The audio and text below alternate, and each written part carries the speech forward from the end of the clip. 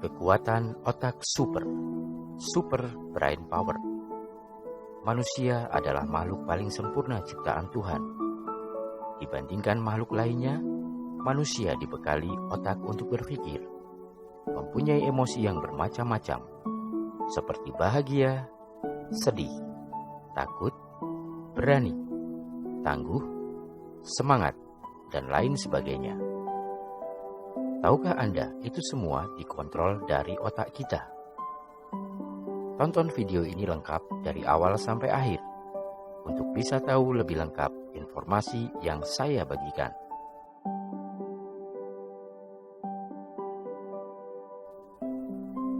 Otak adalah bos. Ingat ya, otak adalah bos. Bos dari seluruh organ dan anatomi tubuh kita. Kita melakukan apapun atas perintah atau komando dari otak. Banyak hal yang tanpa kita sadari, kekuatan otak kita muncul, bahkan kadang terlihat ajaib bagi diri kita ataupun orang lain. Itu sebenarnya diri kita yang mengendalikan, baik sadar ataupun tidak. Kejadian di luar nalar dan kemampuan kita kadang terjadi dalam kehidupan kita sehari-hari. Sekali lagi, itu terlihat menakjubkan dan membuat kita sendiri heran kenapa bisa terjadi.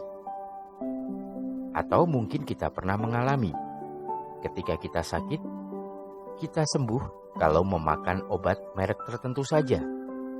Selain obat itu tidak akan berefek. Ada beberapa orang di sekitar mengatakan kalau itu sugesti. Banyak orang yang sering mengucapkan sugesti, tapi banyak juga yang belum paham apa itu sugesti dan bagaimana sugesti itu bekerja.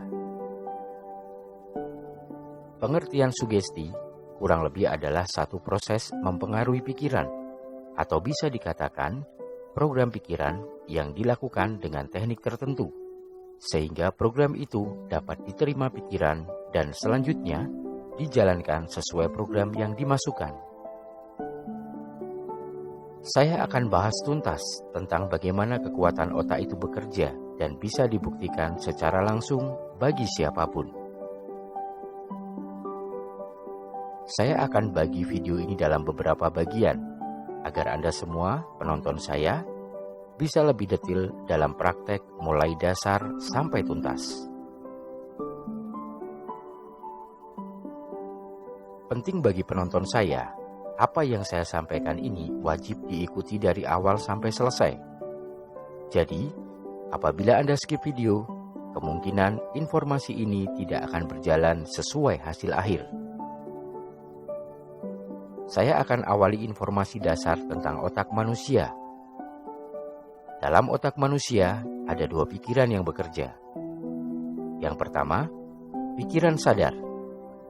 Yang kedua, pikiran bawah sadar. Masing-masing pikiran bekerja dan berfungsi berbeda. Saya akan jelaskan satu persatu. Pertama, pikiran sadar. Pikiran sadar adalah pikiran di mana kita dalam kondisi terjaga. Dalam istilah gelombang otak, kita ada di kondisi gelombang otak beta. Fungsi dari pikiran sadar antara lain mengidentifikasi informasi yang masuk lewat panca indera, membandingkan informasi yang masuk, menganalisa, memutuskan, dan memorinya jangkanya pendek. Contoh kasus, ketika Anda akan membeli sebuah barang, taruhlah handphone. Setelah melihat barangnya atau mengidentifikasi, selanjutnya Anda akan membandingkan dengan merek lainnya atau unit lain yang ada di sekitar. Atau mungkin Anda membandingkan harganya. Siapa tahu ada yang lebih murah. Setelah itu, langkah selanjutnya Anda baru memutuskan akan membeli atau tidak. Banyak sekali pertimbangan-pertimbangan dan analisa yang dipikirkan sebelum akhirnya baru memutuskan. Selanjutnya, pikiran sadar sifatnya jangka pendek. berbeda dengan pikiran bawah sadar yang sifat memorinya jangka panjang. Nanti akan saya jelaskan sekaligus praktek bagi Anda. Oke, kita lanjut ke fungsi pikiran bawah sadar. Fungsi pikiran bawah sadar sama dengan hard disk yang ada di laptop atau komputer. Dalam pikiran bawah sadar menyimpan data yang berisi pengalaman, pengertian, pemahaman, kepercayaan diri, nilai diri, norma, kejadian, perjalanan hidup, dan data memori sejak kita dilahirkan hingga saat ini. Contoh kasus, kita pernah berbagi cerita kepada anak atau adik, atau mungkin mendengar cerita inspirasi tentang perjuangan seseorang ketika berproses, mulai dari titik nol sampai sekarang. Padahal kejadian itu mungkin sudah berlalu puluhan tahun yang lalu. Tapi, kita atau orang yang bercerita mampu memunculkan itu kembali. Nah, ini yang akan saya jelaskan. Lanjutan tentang pikiran sadar yang sifatnya jangka pendek. Ayo kita praktek. Coba Anda ceritakan, 1 bulan yang lalu, di hari yang sama, Anda melakukan apa? Di mana? Bertemu dengan siapa? Makan apa? Pakai baju warna apa? Bandingkan dengan pertanyaan berikut ini. Di mana dulu Anda sekolah taman kanak-kanak? Apa warna seragamnya? Siapa nama gurunya? Siapa teman Anda yang sering menangis waktu sekolah? Siapa teman dekat Anda? Dari 2 pertanyaan tadi, saya yakin pertanyaan kedua lebih cepat terjawab daripada pertanyaan pertama. Dan hebatnya lagi, ketika pertanyaan kedua dijawab, pikiran Anda pun ikut terbawa ke memori masa itu. Silahkan Anda juga bisa praktekkan kepada orang-orang di sekitar kita. Sudah tahu kehebatan pikiran bawah sadar? Nah, sekarang mungkin timbul dalam pikiran Anda. Apakah semua orang bisa memunculkan kekuatan otaknya? Jawabannya, semua orang bisa. Bahkan hampir semua orang sudah membuktikan kekuatan otak atau pikirannya. Saya akan ingatkan kapan kekuatan otak Anda muncul. Kembali ke masa kecil. Masih ingat ketika tiba-tiba perut kita sakit dan ingin buang air besar. Padahal kamar mandi atau toilet jauh. Anda pasti ingat, penangkalnya adalah ambil batu.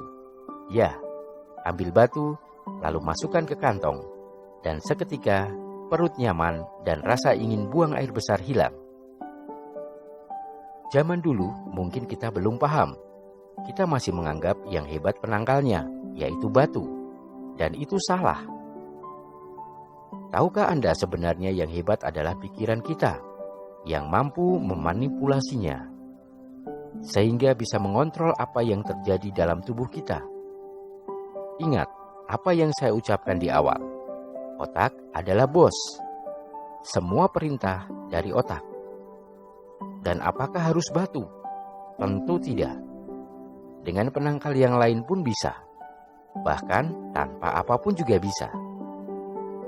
Batu menjadi penangkal karena sugesti massal telah terjadi beruntun dan turun-temurun dari generasi ke generasi. Oke, sampai di sini part 1 tentang kekuatan otak super. Saya akan lanjut ke part 2 tentang bagaimana memasukkan program ke pikiran kita atau memasukkan sugesti ke pikiran kita. Sampai ketemu di video selanjutnya. Bantu subscribe, like, komen, dan share kalau video ini bermanfaat. Terima kasih. Salam otak super.